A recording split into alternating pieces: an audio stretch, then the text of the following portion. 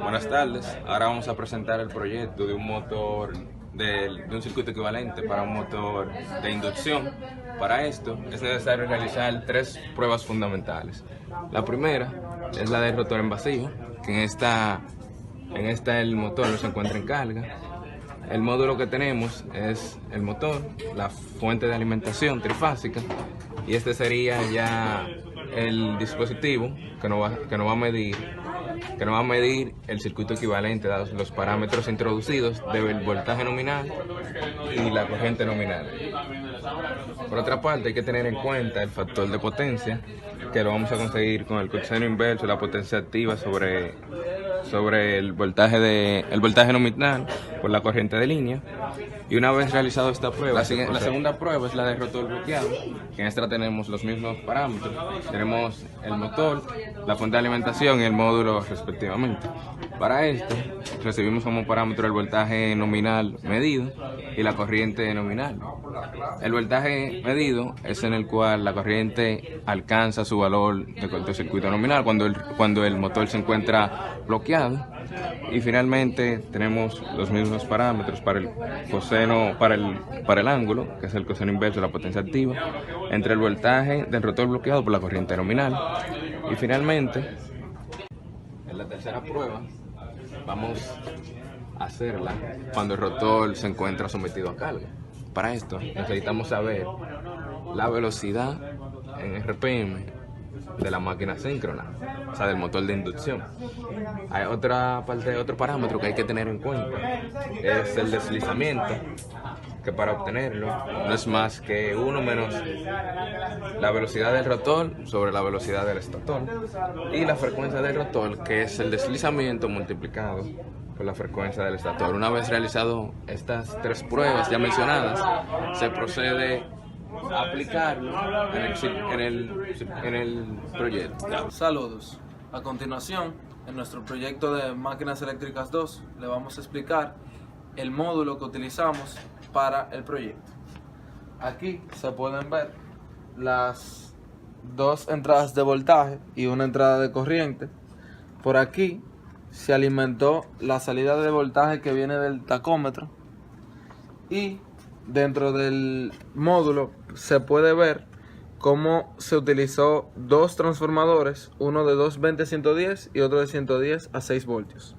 También se puede apreciar el CT. De aquí sale el CT sensa corriente, saca voltaje y lo manda todo esto al proto, donde aquí se rectificó y se hizo una pequeña caída de tensión para que el Arduino pueda leer la señal de voltaje que se le está enviando. Ya del Arduino se comunica con la interfaz gráfica, que a continuación vamos a explicar. Diseñamos un programa el cual presenta cuál prueba se está realizando actualmente, dependiendo de los valores que ésta arroje, de los valores de voltaje y corriente medidos en tiempo real. Aquí podemos ver que ella detectó que se estaba realizando la prueba de circuito abierto, y luego de que ella detecte la prueba de circuito abierto, ella enseña los valores de las impedancias que forman parte del circuito abierto. Aquí vemos RM y R1. R1 es un valor que se extrae directamente de la prueba de DC, y RM fue el valor que arrojó la prueba de circuito abierto. Aquí se presenta la plataforma de LabVIEW, en donde se puede apreciar, esta parte aquí es la parte de la adquisición de datos que se utiliza por el Arduino. Aquí se tiene la corriente y aquí el voltaje. Igual con la corriente y la shunt que se vio anteriormente, se utiliza y se encuentra lo que es la potencia activa. Entonces, el sistema solo tiene entrada de voltaje y corriente. Estos módulos aquí son el módulo de la prueba que ejecuta el programa cuando el motor está en rotor abierto, y aquí cuando tiene rotor bloqueado. Como el programa solo tiene dos entradas de datos, voltaje y corriente, él solo identifica en qué prueba se encuentra el motor. Entonces, esta parte aquí es para mantener los datos que ya se obtuvieron, por ejemplo, en esta prueba, a la hora de realizar esta otra prueba. Este último módulo que se ve aquí es la clasificación NEMA del motor. Sabemos que dependiendo del tipo de motor que tengamos, del tipo de clasificación NEMA, vamos a tener una división de X1 y X2 proporcionalmente, un 4%, un 40%, un 60%, entre otros. A continuación, se puede ver que estamos realizando la prueba de rotor bloqueado.